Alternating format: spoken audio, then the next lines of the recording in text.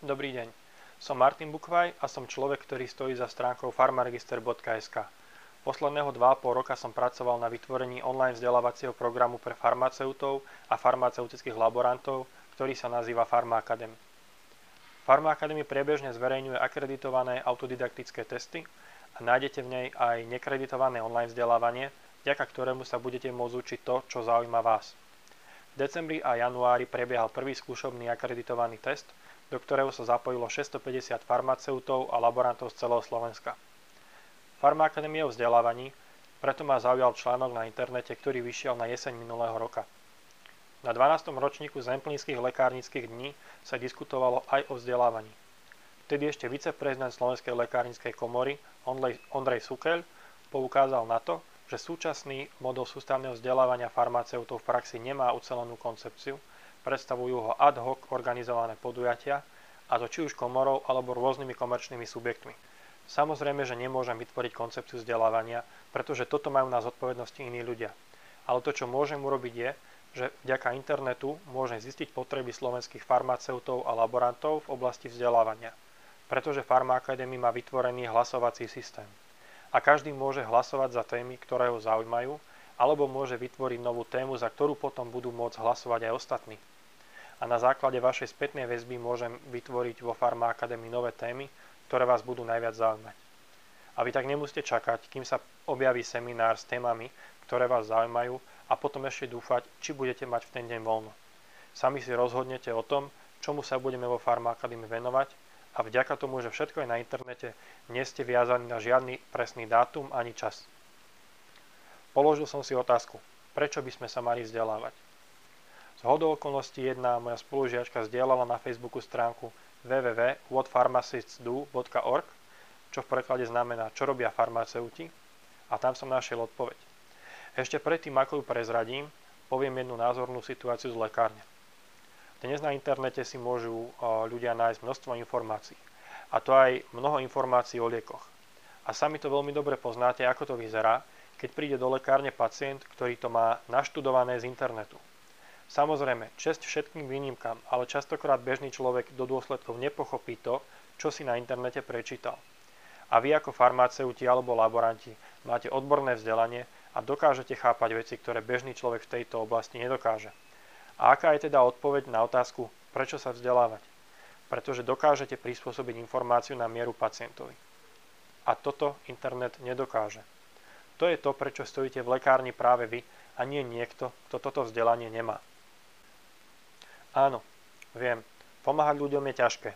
Tiež sa mi stalo, že z ničoho nič na mňa začala pani kričať. A bol som v tom nevinne. Mal som rád pacientov a laborantka tiež. A táto pani sa rozhodla čakať na druhom konci lekárne, aj keď tam nebol nikto ďalší, kto by sa jej mohol venovať. Všimol som si ju až vtedy, keď na mňa začalo niečo kričať. Tak mi vynadala, že čo si ju nevšímam, aj keď vidím, že tam čaká, a spokojná sama so sebou, ako mi to vysvetlila, odišla takým tým hrdým krokom z lekárne. Našťastie nie sú všetci takíto. Do lekárne za vami chodia aj ľudia, ktorí si nie sú istí a naozaj potrebujú poradiť. Chodia tam aj ľudia, ktorí sú ochotní vás počúvať a dokonca vás aj počúvnuť. A najmä kvôli týmto ľuďom stávame každý deň do práce. To je to, kedy je potrebné, aby ste mali odborné vedomosti a aby ste ich vedeli prispôsobiť pacientovi. Čo znamená povedať pacientovi to, čo potrebuje vedieť, a takou rečou, aby jej pacient aj rozumel. A preto si myslím, že vzdelávanie farmaceutov a laborantov by nemalo byť len o získavaní kreditov. Vzdelávanie by malo ísť o niečo ďalej. Chcem, aby Pharma Academy bola o skutočnom online vzdelávaní, nielen o akomsi vyťukávaní testov.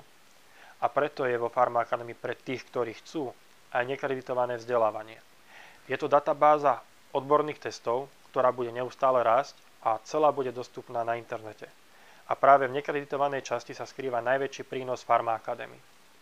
Pretože keď sa pozrieme na akreditované testy, tie majú legislatívou presne danú formu a postup, ako sa majú vyplňať. Je to preto, lebo výsledky musia byť jednoznačne merateľné. Čo sa môže prejaviť v tom, že si ani nemôžete pozrieť, kde ste v teste spravili chyby. Pri nekreditovaných testoch už tieto pravidlá nie sú, čo otvára neskutočné možnosti v tom, ako je online vzdelávanie realizované. Pamätáte si, keď ste si na škole robili kartičky, kde na jednej strane bola otázka a na druhej odpoveď. Pharma Academy má elektronickú verziu týchto kartičiek a vy sa môžete učiť to, čo si potrebujete mechanicky zapamätať rýchlosťou blesku. Obmedzuje vás iba to, aký rýchly ste vy. A čo ak je potrebné prepájať fakty a vysvetľovať súvislosti? Každá otázka môže mať podrobné vysvetlenie, aby ste naozaj pochopili daný problém. Pretože len vyklikávanie otázok bez toho, aby ste chápali súvislosti, tiež nemá veľký význam. V otázke sa spomína liek a vy ho nepoznáte. Nechajte si ho zatriediť podľa ATC skupín aj s vysvetlivkami a hneď viete, o čom je reč. Pharmaacademy si tiež automaticky pamätá otázky, na ktoré ste nesprávne odpovedali, a vy tak nemusíte znova prechádzať celý test, ale zopakujete si len to, s čím ste mali problém. A je toho mnoho viac. A detaily budú spracované v samostatnom videu. Nechcem vás klamať. Momentálne má databáza asi 1000 otázok a výber tém je obmedzený. Čiže prvé mesiace to bude hlavne o kreditovaných testoch. Avšak Pharmaacademy bola vytvorená tak, aby zvládla 1000 testov a 10 000 otázok. A budeme na tom pracovať, aby sme databázu neustále rozširovali, pretože môjim cieľom je umožňovať farmaceutom vzdelávať sa v tom, čo pre seba považujú za potrebné, kedykoľvek si na to nájdu čas a čo najefektívnejším spôsobom. Čo môže priniesť online vzdelávanie? Porovnal by som to s príchodom SMS-iek, kým dovtedy sa používali najmä listy. V televízii sa v tom čase robili reportáže, či SMS-ky nahradia listy a či budeme ešte potrebovať poštu. Nestalo sa tak a tie rady na pošte dodnes stoja za to. Avšak SMS-kovanie má okrem posielania správ našim najbližším aj mnoho iných využití. O týchto sa na začiatku tvorcom ani nesnívalo. V každom prípade SMS-kovanie zrýchlilo a zjednodušilo komunikáciu. Tak aj vo vzdelávaní. Vždy budú kongresy a semináre a asi nič nenahradí dobre napísanú knihu. Avšak rovnako ako SMS-kovanie, aj online vzdelávanie mnoho zjednoduší a zrýchli učebný proces. Určite sa udejú veci, ktoré sa teraz nedajú predpokladať. V zásade je dnes online vzdelávanie limitované na videozáznamy a vyklikávanie možností ABCD. Málo ktorý projekt ide v tejto oblasti ďalej a celý potenciál online vzdelávania zostáva stále nevyužitý. Od 10. marca do 10. apríla je na Pharmaacademy dostupný AD test alergická a nealergická rhinosinusitída, práca s pacientom. Je akreditovaný pre farmaceutov aj laborantov. Test nie je sponzorovaný žiadnou farmaceutickou spoločnosťou a bol pripravený tak, aby sa zameriaval na prácu s pacientom v lekárni a aby vysvetlil odporúčané terapeutické postupy na základe najnovších oficiálnych dokumentov a klinických štúdií. Vyberáme pritom tie postupy, ktoré sú realizovateľné v slovenských lekárniach. Zostáva posledná otázka, a to koľko to bude stáť.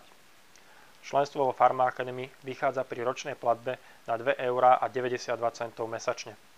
V cene členstva sú zahrnuté všetky akreditované testy a prístup do databázy 24 hodín denne. V priebehu jedného roka garantujem minimálne 6 akreditovaných testov, čo je 12 kreditov. Testy budú pravidelne zverejňované v približne dvojmesačných intervaloch. A popri tom sa bude pracovať aj na pravidelnom rozširovaní databázy v nekreditovaných testov. Pokiaľ sa členmi Pharmaacademy stane dostatočný počet ľudí, veľmi rád spravíme viac akreditovaných testov.